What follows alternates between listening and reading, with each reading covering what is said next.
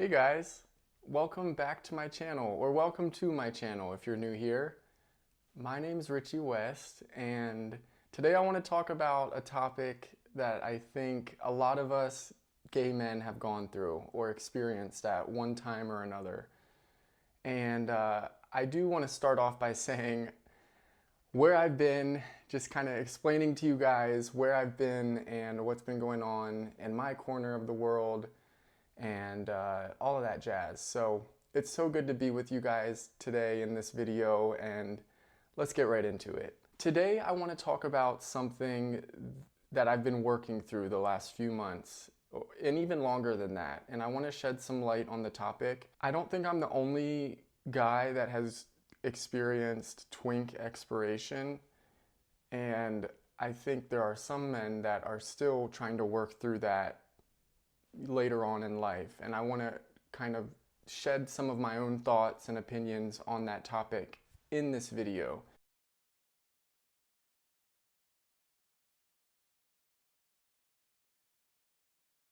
So to be honest, twink expiration has been on my mind since I left my last job, and if you know, you know.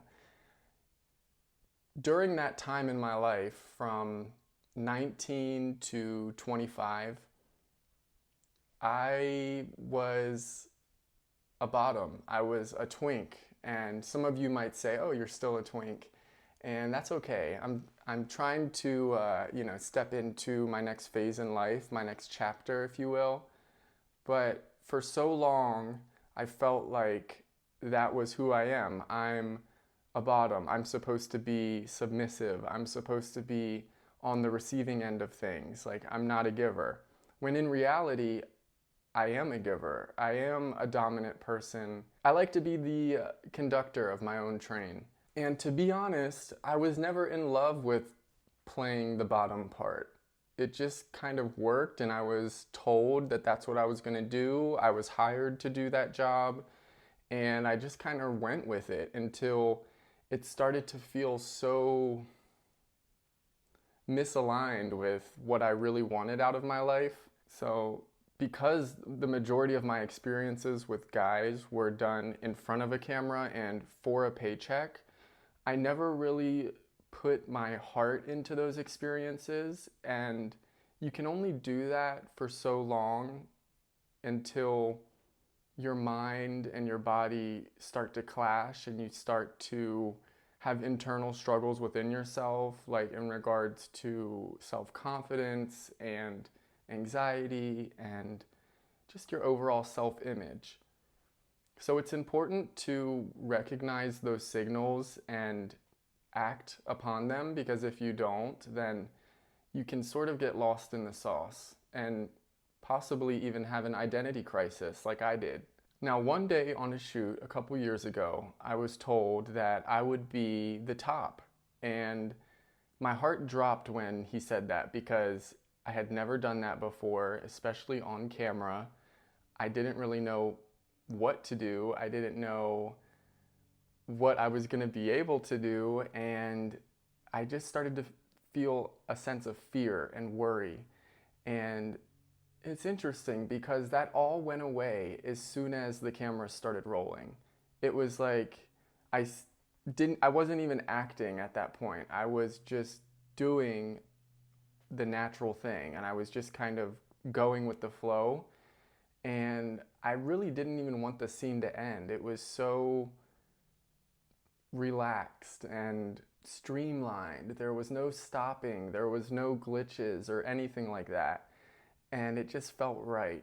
After filming that video, I was on cloud nine, and I felt like I just unlocked a new version of myself, and I was already starting to look at myself different in the mirror, and it just kind of started a chain reaction within myself. Just from triumphing over that internal fear that I had, I unlocked a new version of myself, and I never knew that that would happen.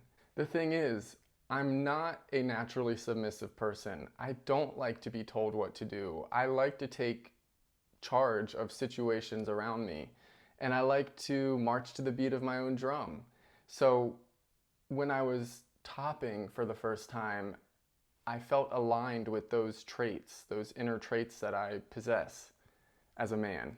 Some men like to be submissive and prefer to have someone else take charge and be led into certain things, and that's just not me. But that was the part that I played for so many years because I needed a paycheck and I enjoyed a certain aspect of it until I didn't.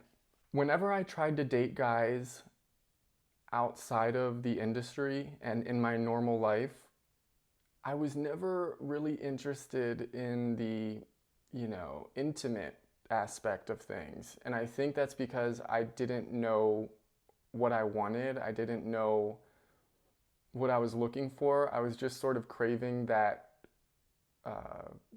male attention, almost like a brotherly attention. I've always wanted a brother or just like a guy or a buddy to like joke around with or talk to when I'm feeling down or get advice from.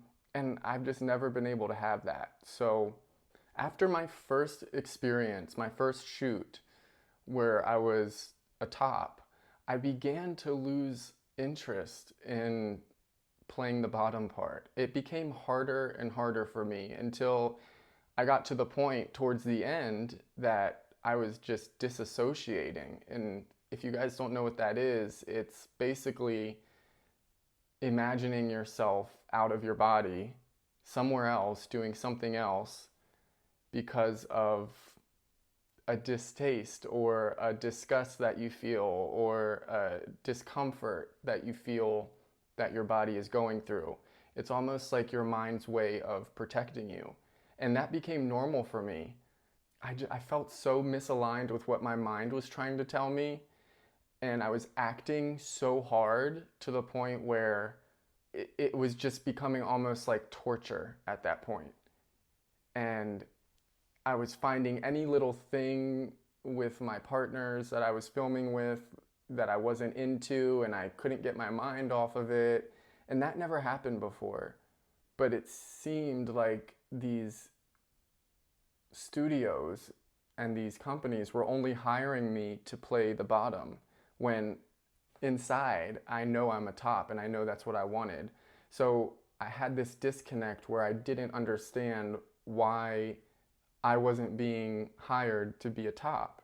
I didn't know if it was sort of the same thing that kept other guys away from me even since childhood, meaning like it kind of pushed other guys away because I guess they knew I was gay or they knew something about me that I didn't.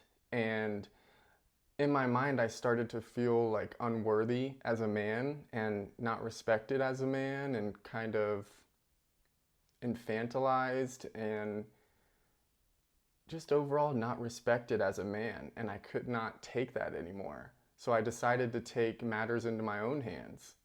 I decided that I was going to leave adult entertainment and start my first business. I needed something that was going to support me in the same way, if not better, than my previous job was.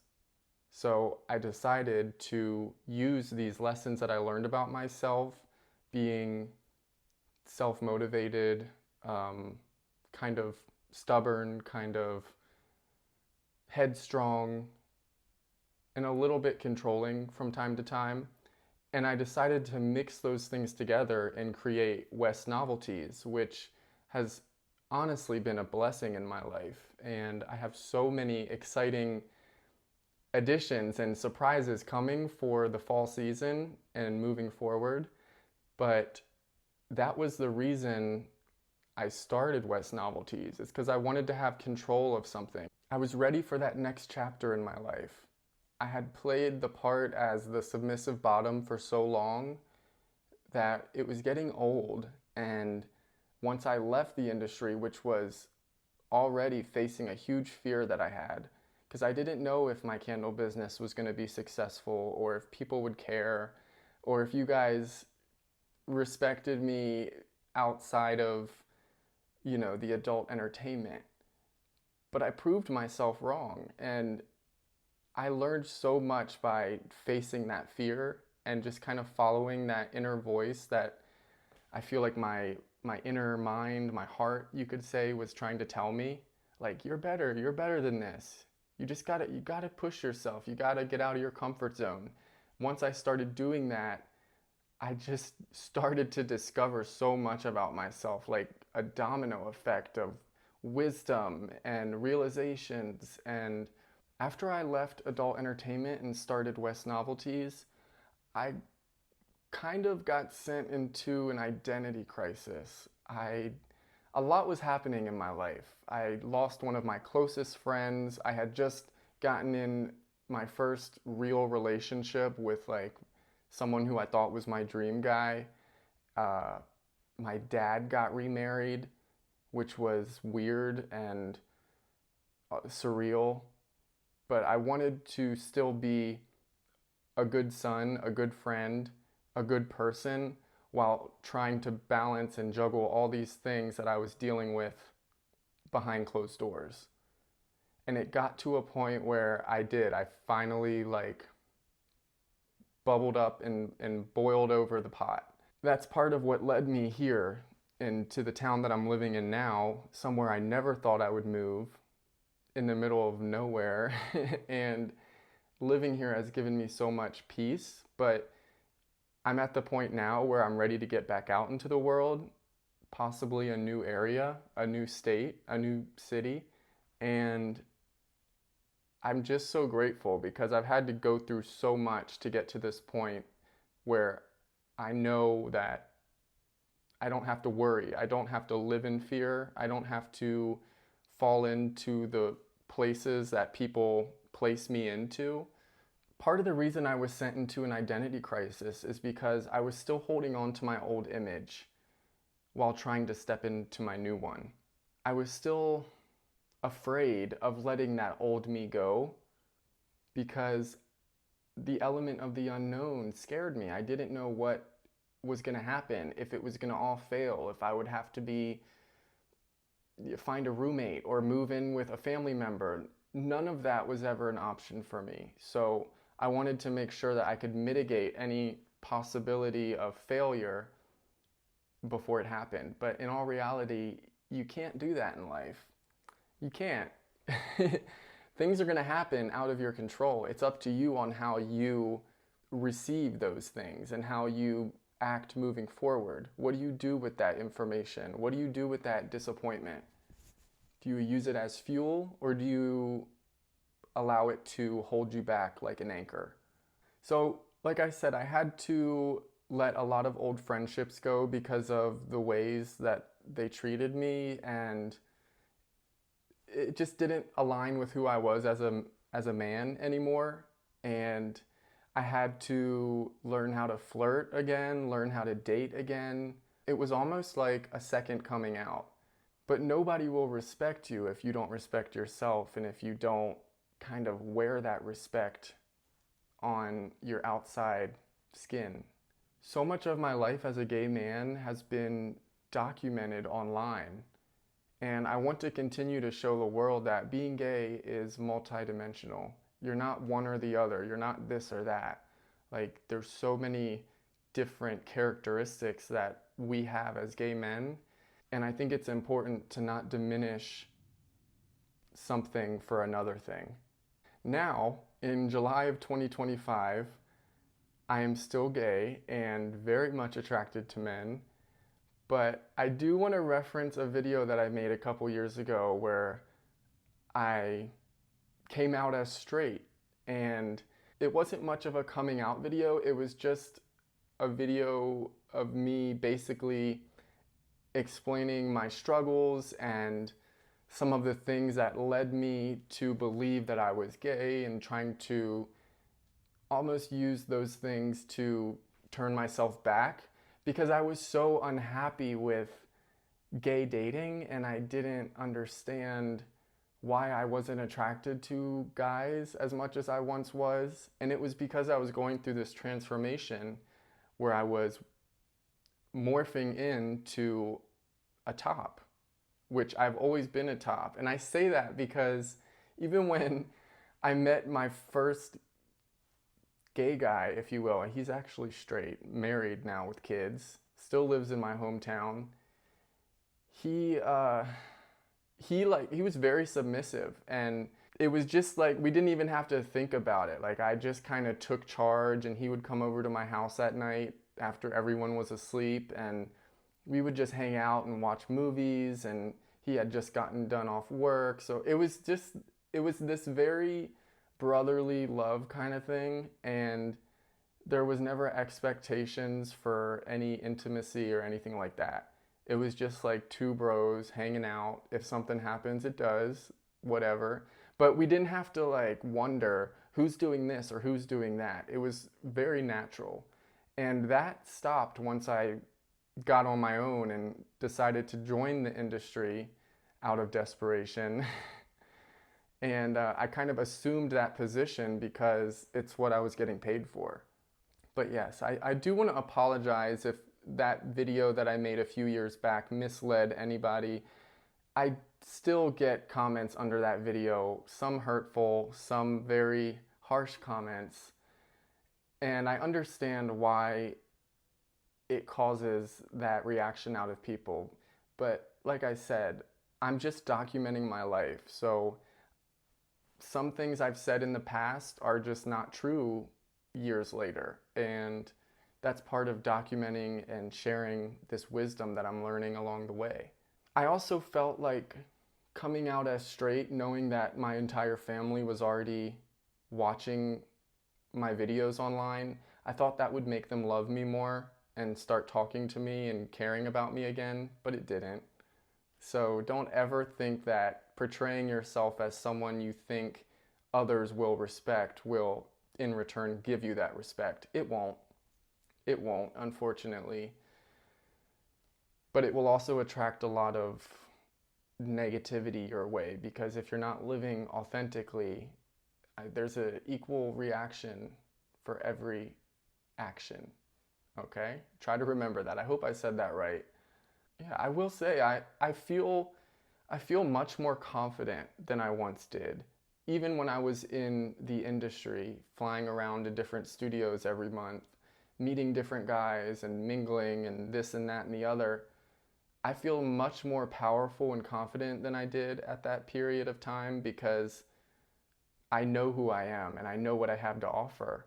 I achieved so much in my early 20s that it clouded my judgment, and I didn't know if I would have any value in this world if I wasn't on the receiving end of things. And a lot of you guys might think that I still look twinky, but I'm working to achieve my ideal image. It's gonna take time though, and I respect that and understand it. But I just ask that you guys are patient with me along this journey to tophood. The point of this video is to explain how enlightening it can be to challenge yourself and face your fears. You've probably been told to face your fears 100 times, but I hope that I'm a walking testament to that. Personal growth stops when you stop challenging yourself.